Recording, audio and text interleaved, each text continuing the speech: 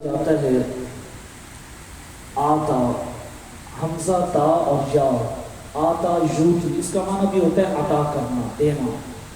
اور ایک ہوتا ہے عربی میں لفظ بولا جاتا ہے اعطینا، اعطا یعطی، عین تا یا اس کا معنی ہے. اس کا معنی بھی ہوتا ہے عطا کرنا. تو آتا کا معنی بھی ہوتا ہے عطا کرنا، اور اعطا تو کے ساتھ ہو اس کا معنی بھی ہوتا ہے عطا کرنا. لیکن آتا کا معنی ہوتا ہے دینا، لیکن اس میں مالک نہیں بنایا جاتا کہ ہو سکتا ہے اس میں واپس بھی لے لیا جائے. لیکن اعطا کا معنی ہوتا ہے کہ دے کر مالک بنا دینا.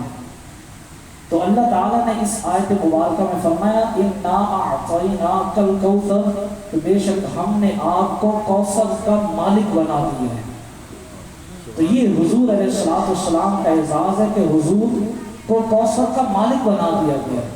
اور اعلیٰ حضرت نے فرمایا کہ میں تو مالک ہی کہوں گا کہ وہ مالک کے حبیب، کیونکہ نہیں محبوب و محب میں میرا تیرا. تو یہ حضور علیہ السلام ہی کے صدقے سے ہمیں کوثر ملے گی. اور آخر میں آخری بات، پورے قرآن مجید فرقان حمید کی تعلیمات کا خلاصہ اور نچوڑ، لب لباب اور ما حصل علامہ اقبال نے اپنے ایک شعر کے اندر بیان فرمایا اور امت کو بتایا کہ پورا قرآن ہم پڑھتے ہیں، سالوں سال سے پڑھ رہے ہیں اور قیامت تک پڑھا جاتا رہے گا. اس کا ما حصل کیا، لب لباب کیا ہے؟ علامہ اقبال نے فرمایا مغز قرآن روح ایمان جان دین.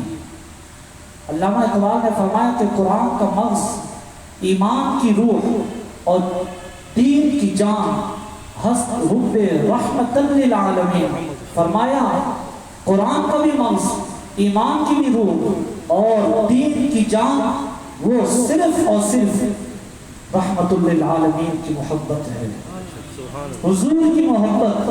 یہ ایمان کا بھی مغز ہے، قرآن کا بھی مغز ہے، ایمان کی بھی روح اور دین کی جان، وہ صرف اور صرف حضور کی محبت ہے.